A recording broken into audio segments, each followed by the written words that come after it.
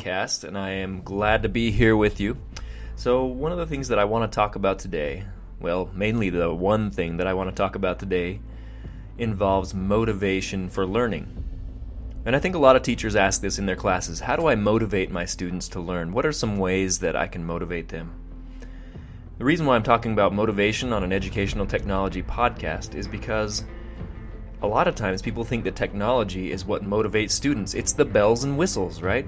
They get to see a cool animation, they get to hear a cool noise, or whatever else the technology offers. So motivation and technology have often been linked as a good learning tool. We've thought that technology should be there because it motivates students to learn. Let's use technology, motivate students. But that's not necessarily the case.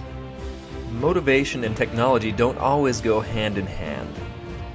And really what motivates students is not necessarily the technology, it's the deeper concepts of motivation that could come through use of technology or without, that we're going to talk about today.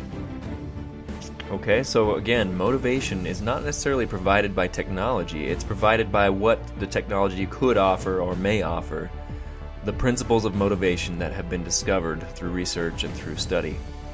And so what I want to do is talk first about intrinsic versus extrinsic motivation and differentiate these two terms, and then talk about a model to support motivation in your classroom, and then tie it back into how technology might be a motivating factor as long as it uses those principles of motivation. So first of all, intrinsic versus extrinsic motivation.